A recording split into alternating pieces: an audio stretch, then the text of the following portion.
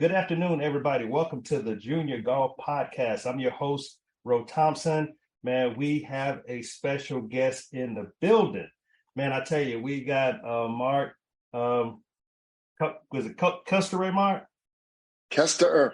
Koestener in the building. So, Mark, how you doing, man? Good, Ro. Nice to be on with you today, even though our buildings are about 3,000 miles apart.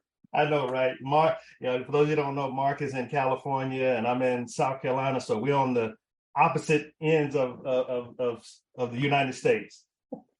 But I tell you, Mark, you are in a hot field right now. And before we get into all of the NIL and, everything that goes along with NIL, because that's one of the hottest topics right now in college and golf, sport, athletics. Tell us a little bit about yourself, before we get into the NIL aspects. Well, great. Well, first of all, thanks for having me on, Ro. I appreciate the opportunity to tell my story and to share what we're doing. So my story is probably like a lot of, Americans that grew up, middle-class America. My father was a teacher and sports was a big part of my life. He was a college athlete. He was a gym teacher, and he taught me at an early age to, maybe you can use athletics to better your life. And by that, he meant, get an opportunity to go to a school that you might not normally get into, meet friends, create relationships, create business opportunities through sports. And I was able to do that. I was not a great high school athlete. I was a pretty solid athlete, a Division II football player. I didn't quite have the size or the speed to play with the big boys, but I played Division II football, worked a couple years, moved and got to Syracuse, New York, where I took my father's message and I expanded upon it. And I was able to use athletics to better the lives of the people around me. And by that, I mean, I participated in community programs, started some regional youth programs, started a high school program, always gave and contributed back. And through that process, I had 5 children, 4 of whom ended up playing sports in college. Okay. So I lived it as a student athlete myself, as a parent of student athletes. I have a son that's a college coach right now. So I've been involved with athletics. And then 15 years ago, I was given the opportunity to marry my passion for sports with my business experience. And I became the president and CEO of a company in Los Angeles called Sports Studio. Okay. It was there that we produced movie shows, TVs, and commercials, but just the sports aspect. Okay. So in other words, we were the partner, the licensed partner for the NFL, NBA, MLB, US Soccer, Major League Soccer. So if someone wanted to tell a story using sports in a TV show, movie, or commercial, we were brought in to tell that story using sports. Wardrobe, props, casting, choreography, product placement. And we worked with athletes, agents, brands, leagues, all of those things. We sold that business in June of 2021. And name, image, and likeness started in July of 2021. And that's how I got to where I am today. Great. So what led you into that field, Mark? I think, my experience with athletes, my experience with working with brands and agents and agencies, I felt like I had something to contribute. And along the way, Ro, I will tell you that my father passed away at age 85. And in writing his obituary and preparing for the service, it took me a long time to put on paper all the things that he had accomplished in his life. He was a junior high gym teacher. He was not the mayor of the town. He did not own the biggest business. He did not employ the most people. And yet he had hundreds of people that showed up at his funeral. And the word that came to me was legacy. And Ro, I'm pretty comfortable that if I, disappeared tomorrow, that my footprint is pretty well established. My legacy is pretty solid in terms of community work and my family and my professional life.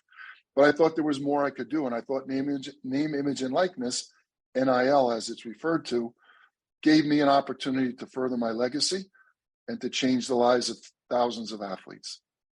Well, that's good. But NIL is a very hot topic right now. It's we get, I know, South Carolina, at the University of South Carolina, we've got a big recruit.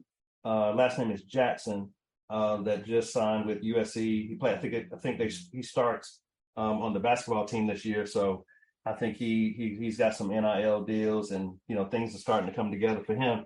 So talk to us a little bit about what's to be expected when a athlete, whether it's college or high school, signs a, let's say, NIL deal?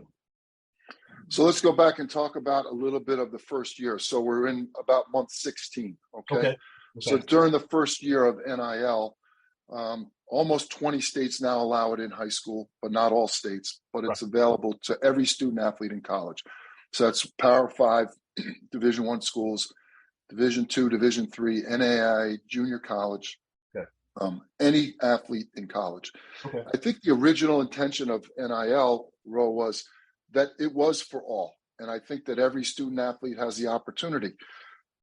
Unfortunately, the way the world works, we have sensationalized and talked about these top programs and these top kids.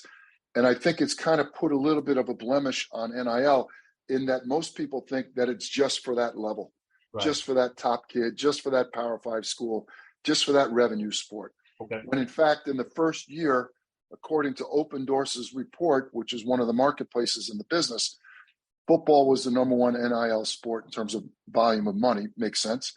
Men's basketball makes sense. Women's basketball, maybe some people would be surprised about women's basketball was third, but the audience probably would never guess what 4 is. And I'll tell you, it's women's volleyball. And in fact, 6 of the top 10 sports are women's sports. If you take football out of it, 6 of the top 9 are women's sports. So the conception is that you have to be the star recruit at the University of South Carolina, to your example, when in fact, those are the top 2% of athletes. There's 500,000 athletes playing sports in college today. You take every football player, every basketball player from a Power 5 conference, take that away, it leaves 98%. It is probably more than that, but let's say it's 98% that don't have those resources. And that's what the original intention of Name, Image, and Likeness was to give those kids the opportunity to, 1, build a personal brand, 2, create life skills that will transfer after sports, and 3 and third is to generate a little bit of money. The median deal in the first year, that means half the deals were above, half the deals were below, was around $60. Okay. So we're talking about, just mom and pop companies, local marketplaces, working with student athletes in everyday student life to help build brands and generate a little bit of money. The football player, the basketball player at the Power 5, that's the top 2%. That's not what we're talking about.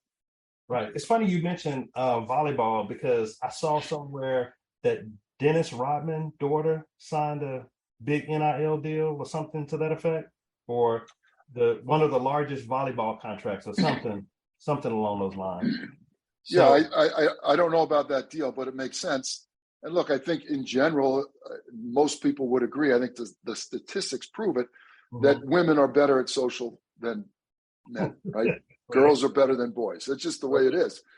And in the first year, again, 73% of the NIL deals were based on social media posts. So if that's true and women are better, you would expect women's sports to have a little bit of a faster start in this space. And I don't know if you keep up with this much, Mark, but do you know approximately how many followers you need on social media to attract those certain types of NIL deals? Well, I think we're starting to try and figure that out. I don't know that there's a blanket answer. I think for a long time, people thought the number was about 10,000. To really profit, to become an influencer. However, I would say that the caveat to that is there are ways now for artificial intelligence programs and scraping programs to identify an influencer, a student athlete with a following, and really zero in on who those people are that follow he or she. And a brand you may only have 3,500 followers, but if your followers are in a specific town and they like a specific pizza shop, or they like a car dealership, or they buy insurance, right? Or they drink Coca-Cola, Pepsi, Gatorade, Powerade, whatever the brands are. It may not be a huge following, but it's a very narrow focus and a very specific focus. You now become more valuable to that brand. And that's what's evolving in NIL, are technology companies that can really zero in on who the audience is in your circle. That's good. And so who are, because we're junior golf, who are what are some of those states, Mark, that's allowing high schoolers to get NIL deals? Now, of course, I know you sent me the chart But if you could just name a few off the top of the head, what are some of those states that allow high schoolers to get NIL deals? Right. So the first state a year ago was California, interesting. Yeah. And the second state was New York. Pennsylvania is getting ready to approve legislation. Interestingly, Texas is not, but with all the money going to Texas universities down there, and schools, you would think so. So it's hit and miss, Alaska, the Dakotas, Minnesota, there are a bunch of different states that have it, but I think eventually it'll get approved. I think it's mostly about education for the state legislatures, and they just haven't got to it yet. Yeah, what I noticed when I got the chart from you, I noticed that most of the southern states didn't necessarily have approval just yet, especially like the state I'm in, South Carolina. So, we just got to wait till, I guess we got to wait till little John gets to high school, huh? Well, so here's the thing. I think in most cases, this is important to know. It doesn't say that you can't be an NIL athlete. It just says that you can't participate in high school sports. So if you're not participating in high school sports, and I don't know if golfers do or not, then you could sign NIL deals. But golf is one of those secret sports. I'll tell you, the NIL deals in golf are significant. And here's the reason why. Wow. The life of a golf athlete is much longer than any other sport. Football or basketball. I get it. And so what are some of the different types of sponsorships, Mark? I know you got your money deals and some of the other, whether, you might be able to get, let's say Subway, you may be able to get subs free for a year, but what are some of the different types of sponsorships you have out there in the NIL world? So it's a great question. So I'll go back and I'll talk about college, for instance. So there's two silos of money, right? And the first one is essentially a new industry that's been created, and it's called the collective world. And a collective is essentially a bunch of boosters and supporters of the program that pool their resources to try and support their teams. Wow. I call it the booster club on steroids, right? Okay. So let's put that aside, because those deals are unique, and those deals are probably less about performance off the field than they are about performance on the field, even though that's illegal. Let's talk about traditional business relationships. So in a traditional business relationship, the brand wants to sell product. They have an audience that they know about or they're trying to reach. They need a connector. That's called an influencer. Okay. Like it or not, the Kardashians have changed the world forever, right? And the way brands go to market now are through more and more through influencers, brand ambassadors, that type of thing. Okay. So the types of deals that are out there are, of course, there's a bunch of national companies that are involved with NIL. Bronny James is involved with Nike now and Beats, I think. And there's a bunch of other, big national brands. But most of the deals are regional. So let's just take your small town USA community, right? It could be the pizza shop. It could be the insurance company. So what types of deals are they? So for the pizza shop, I tell kids all the time, go to the pizza shop, speak to the owner, say you're going to come there on Tuesday night from 5 to 7, and you're going to take pictures of all the pies that he has, and you're going to live stream it on one of your social platforms. You're going to talk to people as they come in this shop. You're going to live stream them. You're going to put on a TV show, right? In exchange, will you pay me $50? Will you pay me $30? Will you give me $1 for every one that comes in and buys a 2-slice and a drink special, right? So that's one way. The insurance company is a little bit more traditional. Let's say there's an insurance company that sponsors Little League Baseball, for instance. That happens in almost every town. Right. You're a college athlete. I don't care if you're Division III or Division I. If you're a college athlete and you go back to average town USA, you're held in pretty high esteem. You're thought of as someone that's successful. Go to the insurance company, tell them you want to put on a pitching clinic, a shooting clinic, a batting clinic, a soccer kicking clinic, and you want to get 50 kids that are all going to pay $20. Will he sponsor the T-shirt? Will he pay you to do it? You'll broadcast it on your social. So camps and clinics are a way. Local marketplace sponsorship are a way to do it. Of course, appearances, depending on the level of celebrity, appearances, autograph signings, those types of things are available as well. That's good. That's really good. So let me ask you this, Mark. How do athletes get paid from NIL? So there's a contract that Okay. usually requires, as I just mentioned, it could be an appearance, it could be an autograph, it could be mentions in social. So that's the requirement, and that's the deliverable, as they say, from the student athlete, and the brand will pay. One of the things that we're educating people about in our course is some of those contracts are very heavily in favor of the brand.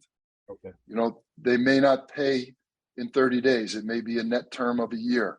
Okay. They may pay a small amount, and they may lock up your lifetime rights in that product category for $200 or $500, right? They may own your intellectual property. They may have first right of refusal on any other brand deals that you do. You need to read the contracts really carefully. But essentially, there's a contract for performance, and then there's deliverables and payment upon that. That's good. That's good to know. And let me ask you this, Mark. When athletes receive this income, they have to report it to, I guess, maybe the school compliance department or the IRS. Can you talk a little bit about that? Yes. So in college, there is a compliance component. The NCAA actually wants transparency on all of those deals. Okay. The tax question is an interesting one, Rowan. It's one that I'm actually quite concerned about. I believe that April 15th, 2023 is going to be a dark day for a lot of kids because they took these deals. They didn't put money away. They're getting 1099. Right. And here's the one thing, though, you mentioned a little bit earlier. So one of the things that they're getting is, gifts or products or services with no cash. Those are called in-kind deals. Those are taxable. Wow. So if you take $100 worth of free pizza from the pizza shop in the deal we just talked about, technically that's income, and you would need to report it on your tax return. So tax compliance is a big issue, and it's another one of the pillars that we teach. Man, that's good. I mean, Mark, you're really opening up a lot of eyes to parents that have, high school athletes, and of course, we may get some college parents that see this as well. So this is really, really good. So how, what's been your experience like working with parents as it relates to education, setting up deals? What's been your experience so far? Well, again, if you think about what I mentioned, that the news has sensationalized these top Power 5 athletes. Correct. And enough about youth sports, everyone thinks their kid's going to the NFL, right? Right. Everyone's going to the NBA. You think your son's going to the PGA Tour, right? That's what parents do. That's their job, is to believe in their kids. Correct. And so therefore they want to know, why aren't they getting a bigger deal? Right? Right. They don't understand that there's actually, this is the way the real world works, is that you have to work, right? That you have to prepare. And the other thing that you have to do is you have to put the time in and prepare before you actually launch any NIL opportunities. And that's where our education comes into play. So the top kids in NIL today, organic NIL, not collective NIL, are kids that are really working at it. They're putting in the hours per week, the hours per month to do this, and they're earning it. In fact, the king of NIL is just up the road from you, self-proclaimed king of NIL, Raekwon Smith. Mm-hmm. We just signed him as a brand ambassador. He plays at a HBCU school at Norfolk State. Wow. You will never see him on TV. You don't know his name, but he's got 70 plus deals. What? Yeah. Oh, but he works at it. You got me wanting to do some research now. Yeah. Raekwon Smith, he's a football player and a track athlete, a dual athlete from Richmond, Virginia, and goes to Norfolk State. So that's a great example of a kid that, isn't a Power 5 kid, but he's worked at it. Oh. So the answer to the question is, I have to tell parents that there's no free lunch, right? And that you have to work at it. I also have to remind them that NIL is for everyone, no matter where their level of play on the field ends up. NIL still is an opportunity. There's a deal for you if you want it, no matter where you are. So before you give out, how to get in touch, how to get, some more information, talk to us a little bit about, the Players NIL. Talk to us a little bit about your company. What do you do and how you help, and market your company. Oh, great, thank you. So as I mentioned during the evolution of this, I realized early on that I did not want to be an agent or an agency. I did not want to take commissions from kids or brands.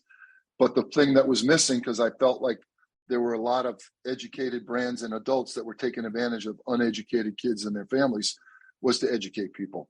And so with my background and with my experience, I created the 5 Pillars course. Okay. And it's an online educational platform. It's really a life skills course, Ro. And I would say to all of your parents out there, if your kids are playing sports today and they want to go to college, whether they want to play sports or not, they're going to need to know the basics of how the real world works, life works, business works. So personal branding. So the 5 pillars are, number 1 is digital marketing. Okay. So that is, how do you create an audience? How do you create a following? And I don't mean taking pictures at the pizza shop and sending them to all your friends on Instagram, right? I mean actually growing the audience. And you do that by telling a story that people are interested in. Right. Could be your interest in food, could be your interest in sneakers, apparel, cars, could be about art, music, all of these things. How do you tell a story? Once you get that audience, second pillar is influencer relationships. How do you talk to the brands? What are the brands looking for? What are the deliverables? The third pillar is, as I mentioned, tax, legal, and compliance. Yes. So important that we understand all of the ramifications of these things. The fourth one is a pillar that's very important to me personally. It's my family. My father's legacy is community service and philanthropy. If you really want to grow an audience and if you really want to connect, then community service and philanthropy is a great way to start your NIL brand. You can also turn that into a profit in terms of camps and giving back to kids and creating community programs that are sponsored. That's pillar 4. Pillar 5 is the final one, and that's financial literacy.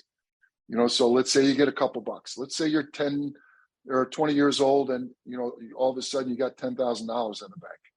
Well, that could be life-changing if you monitor it and measure it and take care of it properly. Correct. Or it could be gone in a year if you do silly things with it. Or if you get behind in your taxes, right? You don't understand what compounding interest is. You don't understand the difference between a bond and a stock equity. You don't understand what investment properties are. Those are the types of things that we teach in financial literacy. So those are the 5 pillars. Good. I'm gonna go back and listen to those. Those are some good keys to think about when it comes to, signing contracts and receiving money and paying taxes and investing your money wisely and saving. So those are really good keys. And so when you look at your company, Mark, what sport have you been influential the most? What sports have you dealt with the most? That's an interesting question, and there isn't one that sticks out. We've been across the board because we're faced with the 98%. So we have lacrosse players, men's and women's. We have swimmers. We have volleyball players. We have football players. We have basketball players. Okay. We've done some tennis. We actually have some musicians that are taking our class. So again, it's a life skills course about personal branding. There's no reason that a musician can't get an NIL deal as well, right? True. And so we think of it in the framework of sports because that's what the news talks about. But athletes, musicians, artists, anyone can build a following. That's what the Kardashians have taught us. That's good.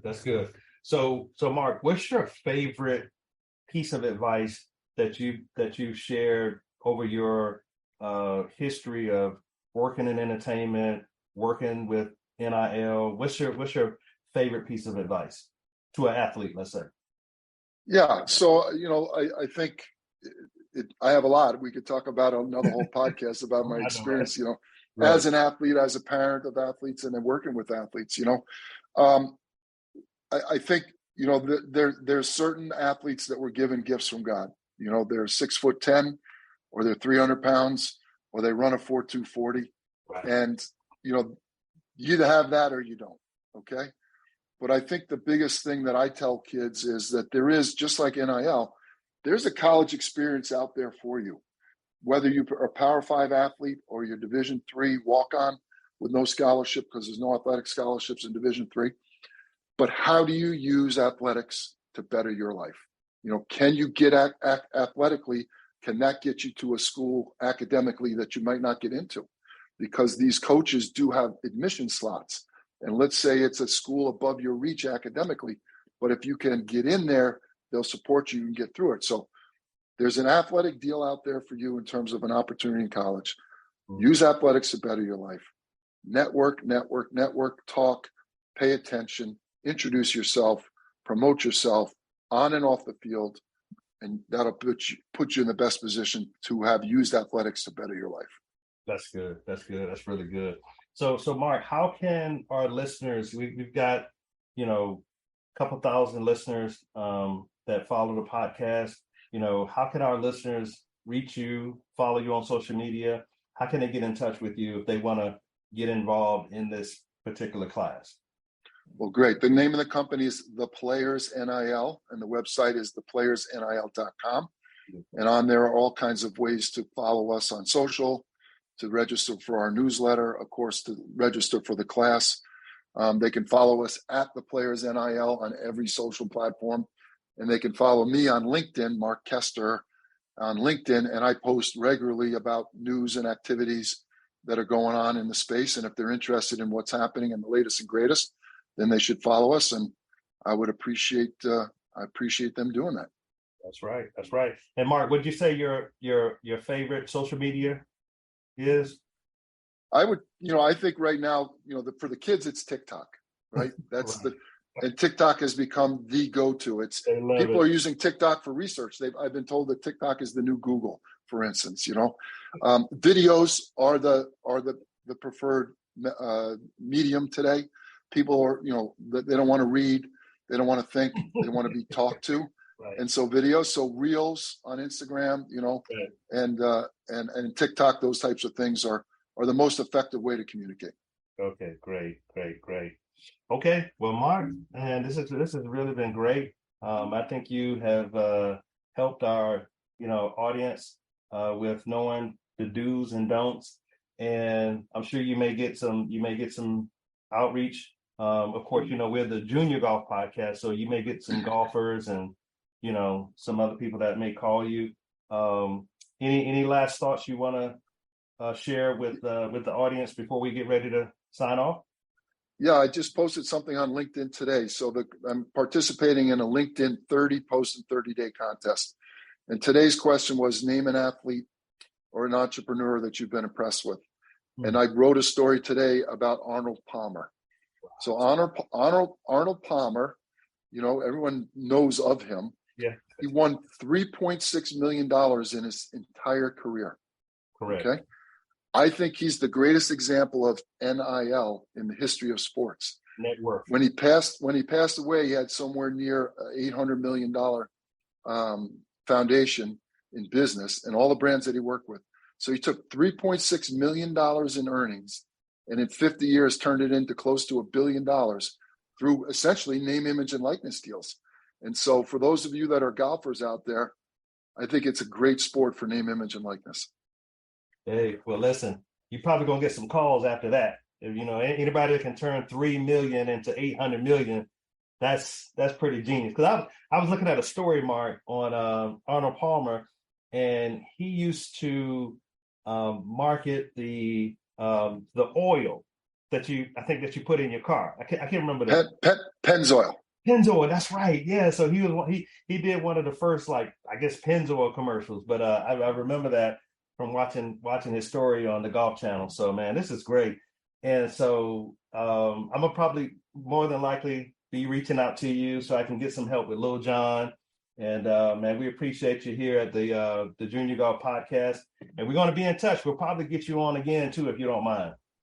Absolutely, would love to do it. I'm happy to help, and I'm happy to follow you and your family's journey and all of your audience. Anyone that wants to talk about NIL, reach out to me. Okay. Go to my LinkedIn post today and read about Arnold Palmer. Let's do it. All right. Make sure you follow my son, John Thompson. Okay. Okay, buddy. Thank you. All right. Thank you, Mark. Have a good one now.